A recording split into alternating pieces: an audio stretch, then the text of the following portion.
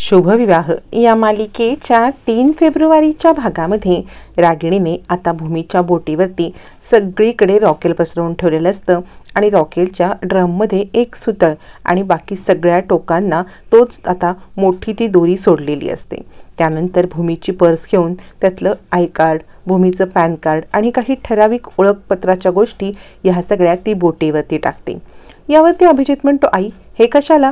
यावरती रागिणी सांगते, अरे पोलीस वगैरे येतील ना, त्यांना काहीतरी इथे पुरावा तर सापडला पाहिजेच की नको, असं म्हणत आता इकडे रागिणी मुद्दाम हे सगळं करते आणि आता सगळेच जण तिकडून दुसऱ्या बोटीत बसतात आणि ही बोट पेटवून देत असतात। त्याच वेळेला आकाशची मोठ्या बोटीवरती एंट्री होते। आकाश आता भूमीच्या दिशेने हळूहळू तिच्याकडे जात असतो, तोपर्यंत बोट पेटवलेली असते। आकाश भूमीच्या समोर येऊन उभा राहतो। रागिणी अभिजित दुसऱ्या बोटीमध्ये उतरतात। त्यावेळेला भूमी म्हणते, आकाश तू का इथे आलास? यावरती आकाश सांगतो, सायकल राणी तुझ्याशिवाय मी जगू शकत नाही। भूमी सांगते, हे बघ तिकडे आग लागलेली आहे, तू एक काम कर, पटकन या समुद्रात उडी टाक, तुझा जीव वाचव आणि जा।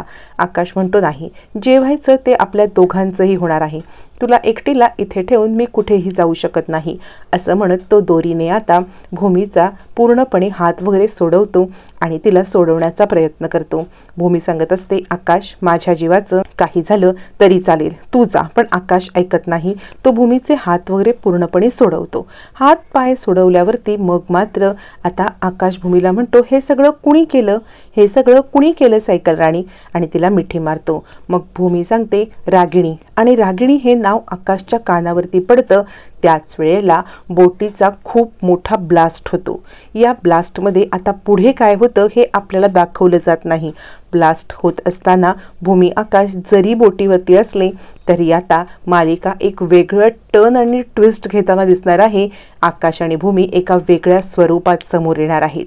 इकडे बोटीचा ब्लास्ट होतो। रागिणी हे सगळं पाहते, तिला वाटतं भूमी इथे गेलेली आहे, भूमी मरून गेली आहे।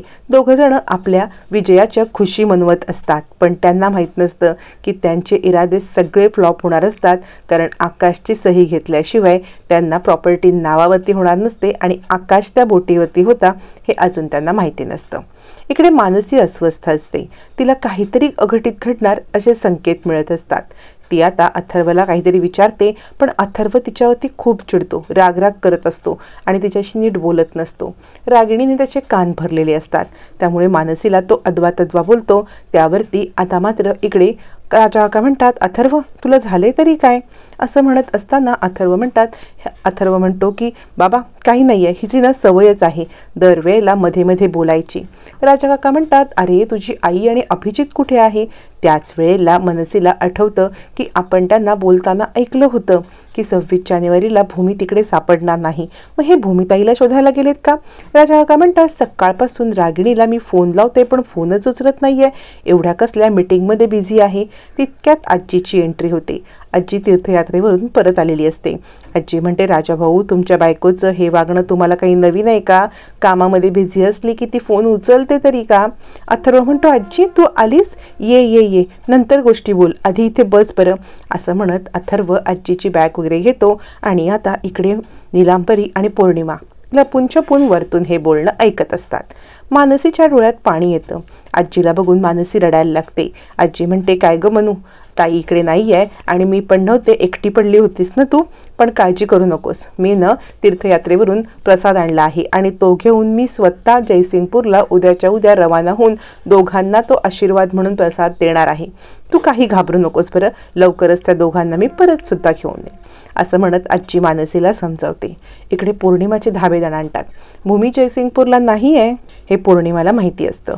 मग जर आत्ता या जयसिंगपूरला गेल्या तर माझं काही खरं नाही आहे किंवा आमचा प्लॅन फ्लॉप होईल। त्यावरती नीलांबरी म्हणते, तू एक काम कर, तुझ्या सासूला फोन कर आणि तिला कळव लवकर की ह्या आजी जयसिंगपूरला चालल्यात, नाही तर काय खरं नाही हं। यावरती पौर्णिमा म्हणते, हो पण आत्ता बघितलंस ना, त्यांनी बाबांचे पण फोन कॉल नाही उचलले, मग माझे कसे उचलतील? यावरती नीलांबरी म्हणते, तू ट्राय तर कर। इकडे आता पौर्णिमा ट्राय करते। इकडे रागिणी विचार करते, सकाळपासून यांचे फोन आणि आता ही पौर्णिमा, पण पौर्णिमाचं काहीतरी कामाचं असू शकतं, मला पौर्णिमाचा कॉल उचलायला पाहिजे असा विचार करत रागिणी कॉल उचलते. पौर्णिमा म्हणते, आई अहो आजी आलेले आहे तिकडे. यावरती रागिणी म्हणते, मग काय झालं, कधीतरी आई येणारच होती ना.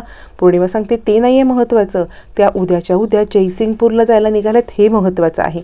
रागिणी म्हणते, ठीक आहे, तू काळजी करू नकोस, ही वेळ येणारच नाही, तिला जयसिंगपूरला जायची वेळ तिच्यावरती येणारच नाही, मी सगळं बघते. पौर्णिमा म्हणते, बघा माझं कळवण्याचं काम मी केलेलं आहे. रागिणी विचार करते, आता काहीतरी लवकरात लवकर करून आईसमोर सत्य आणलंच पाहिजे. सत्य म्हणजे काय, जे रागिणीच्या डोळ्यातून दिसतं ते सत्य. आता मात्र फोन रागिणी कट करते. निरांबरी म्हणते, काय गं, काय बोलल्या त्या? पौर्णिमा म्हणते, काही नाही, त्या एकदम कूल वाटल्या. आता त्यांचं काय नक्की चाललंय, काय प्लॅन केलाय हे काय मला माहीत नाही. तितक्यात अभिजित येतो आणि आई खूप मोठा गोंधळ झालाय, मला एक ब्रेकिंग न्यूज मिळाली. रागिणी म्हणते, कसली ब्रेकिंग न्यूज, काय झालंय? यावरती अभिजित म्हणतो, आई अगं मी ज्या वेळेला त्या लोकांना पैसे देत होतो ना तेव्हा माझ्यासमोर एक वेगळीच घटना आली. मग अभिजित थोड्या वेळापूर्वी घडलेली घटना सांगतो. अभिजित सांगतो, मी त्या माणसांना पैसे देत होतो, त्याच वेळेला त्यांना सांगितलं की तुम्ही आत्ता जे दृश्य समोर बघितलं ते कुठेही बोलायचं नाही, वाच्यता करायची नाही, दामदुप्पट पैसे देतोय. आणि त्याच वेळेला एक कोळी माणूस त्या बोटीकडे वळून वळून पाहताना मला दिसला, म्हणून मी त्या माणसाच्या जवळ गेलो आणि काय हो दादा, तुम्ही तिकडे वळून वळून का पाहताय आणि इतके का घाबरलेत? त्यावरती तो कोळी सांगतो, काय सांगू, अहो इथे ना एक मुलगा आला होता, तर तो मुलगा मला म्हटला की त्याची बायको त्या बोटीवर अडकली, म्हणून मी माझ्या संगती होता त्याला म्हटलं की ह्याला त्या बोटीपर्यंत घेऊन जा. मग छोट्या बोटीने त्या मोठ्या बोटीपर्यंत तो त्याला घेऊन गेला, माझा संगाती परत आला, पण तो मुलगा होता ना तो मोठ्या बोटीवर गेला आणि त्या मोठ्या बोटीचा ब्लास्ट झालाय. यावरती अभिजित म्हणतो, तो मुलगा हा होता का? असं म्हणत तो आकाशचा फोटो दाखवतो. आकाशचा फोटो दाखवल्यावरती कोळी म्हणतो, हो हो हाच होता तो मुलगा, मला तर वाटतंय त्या ब्लास्टमध्ये त्याला काही झालं नसेल ना. अभिजितला जबरदस्त धक्का बसतो.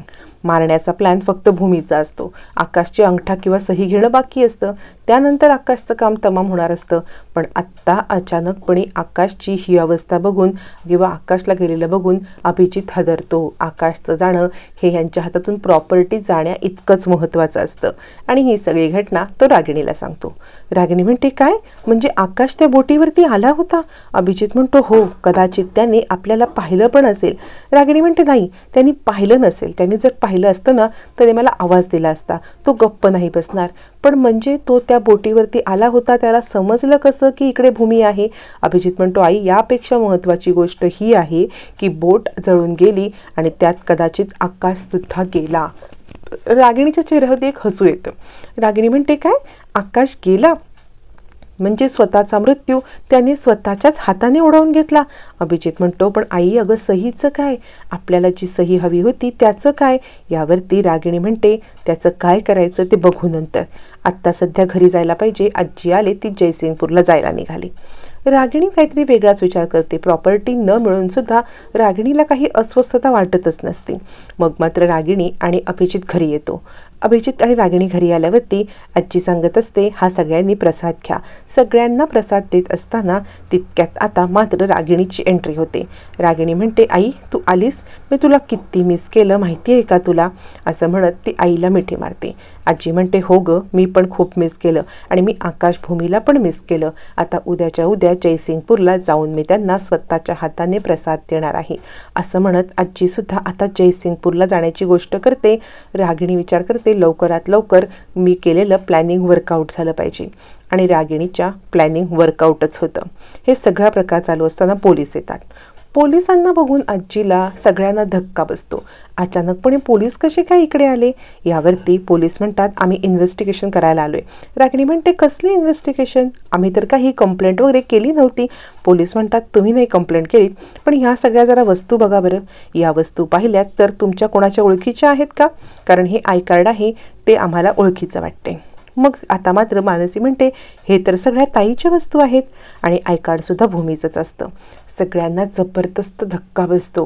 म्हणजे आता ह्या वस्तू गेल्यात, पोहोचल्यात, म्हणजे त्यांच्या ब्लास्टमध्ये अभिजित आता केलेल्या प्लॅनप्रमाणे भूमी आणि आकाश या ब्लास्टमध्ये गेले हे सिद्ध होतं.